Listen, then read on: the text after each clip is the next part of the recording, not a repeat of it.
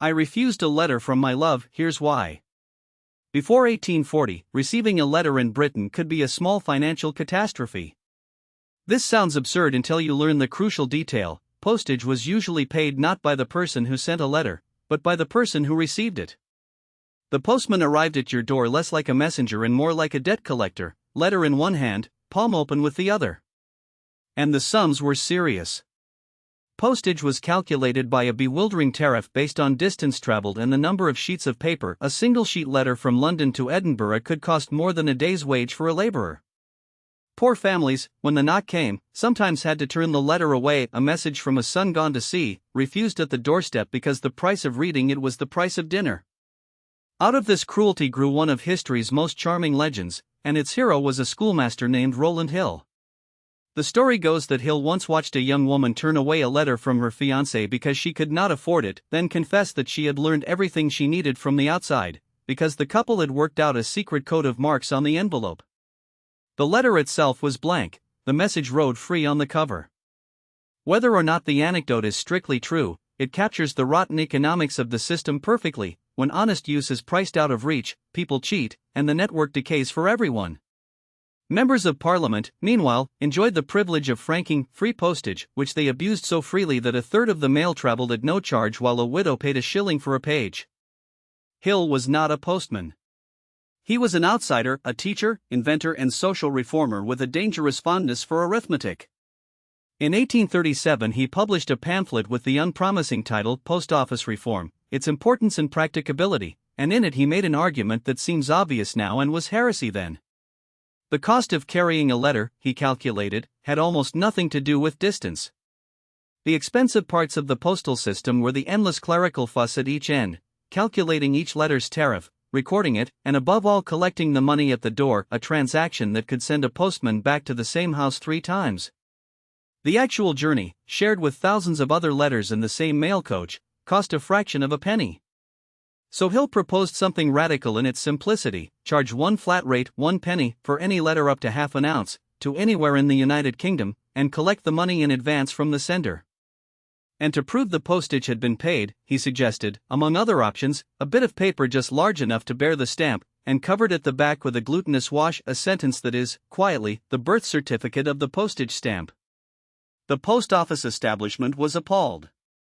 The Postmaster General dismissed the scheme. Officials called it wild and visionary, not a compliment in 1837.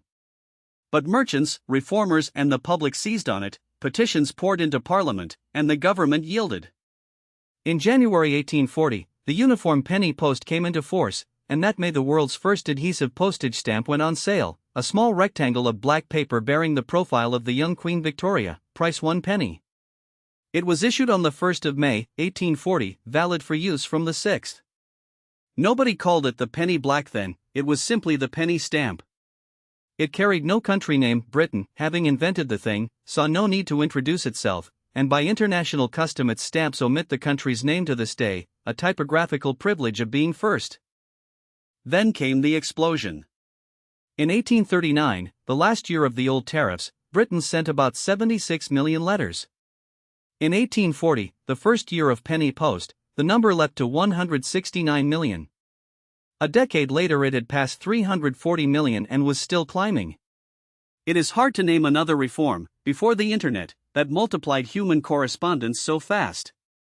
And the flood of letters was only the visible part. The deeper change was in who was writing. Under the old rates, the post had been an instrument of commerce and privilege. At a penny, it became the property of everyone: the servant girl writing home, the emigrant's mother, the sweethearts in different towns.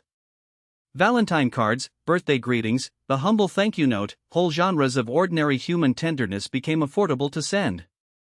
Literacy itself received a push, because for the first time the ability to write a letter came attached to the realistic prospect of posting one.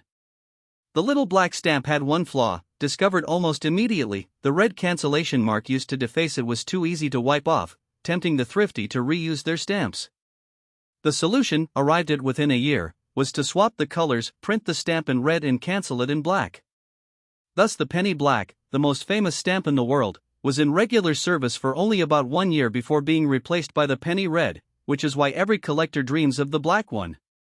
Some 68 million penny blacks were printed, so genuine examples are not, in fact, terribly rare. The truly precious thing was never the paper, but the idea stuck to it.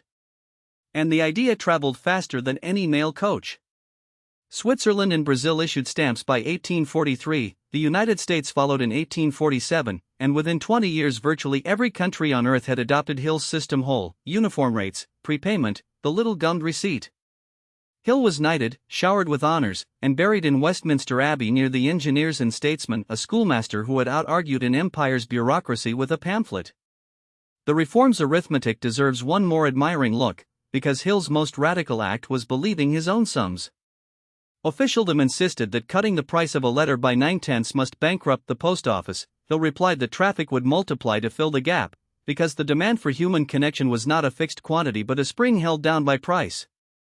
He was right about the traffic almost immediately and right about the revenue within a generation, and in being right he had discovered, decades before economists named it, the elasticity that governs every network. Lower the toll and you do not merely collect less per user, you summon users who did not exist before. Every penny paper, every flat-rate phone tariff and every unlimited data plan since has been a footnote to that pamphlet. Not every part of the great reform succeeded, and the failure is nearly as instructive as the triumph. Alongside the stamp, the post office launched an official prepaid envelope, the Mulready Stationery, named for the artist who covered it in a swirling allegory of Britannia dispatching mail to the grateful corners of the empire. The public took one look and laughed. Satirists raced out parodies, the design was mocked in the papers as pompous and absurd, and within months the authorities were quietly melting down the printing plates while the plain little stamp, modest, practical, unillustrated, swept all before it. There is a permanent lesson about design buried in that episode: infrastructure succeeds by being humble. The penny post then set about generating institutions nobody had thought to plan for. Letter writing manuals boomed. Stationers flourished. The envelope folding machine arrived to keep pace with demand, and within a decade or so the roadside pillar box, that red cast-iron sentinel of British streets, championed in the Channel Islands by a young post office surveyor named Anthony Trollope, later rather better known as a novelist, meant that posting a letter no longer even required a walk to the post office.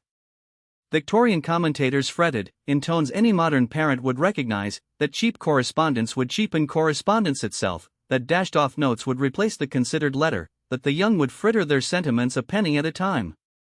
They were, of course, partly right, and it did not matter in the least. Volume created its own culture. The Christmas card, invented within 3 years of the stamp, exists because posting a folded piece of goodwill had become trivially cheap. Whole friendships, courtships, and scientific collaborations were now conducted on paper by people who would never once hear each other's voices. Pen friendship as a social institution is a direct child of the penny post, and the distant grandmother of every online community you belong to. Here is the connection worth retelling at dinner. Every flat rate, sender pays, network-changing pricing model you use today is a descendant of Hill's penny. The postage stamp's real invention was not gummed paper, it was the discovery that when you make communication cheap, flat, and frictionless, people do not merely send the same messages more cheaply, they invent entirely new reasons to communicate. The Victorians learned it with valentines and postcards, we relearned it with email and messaging apps, which finally did to Hill's penny what his penny had done to the shilling. The next time you tap send without a thought for what it costs, you are living inside Rowland Hill's Arithmetic, the radical proposition, born from a turned-away love letter, that the connection between two ordinary people is worth pricing at almost nothing, because at that price it becomes priceless.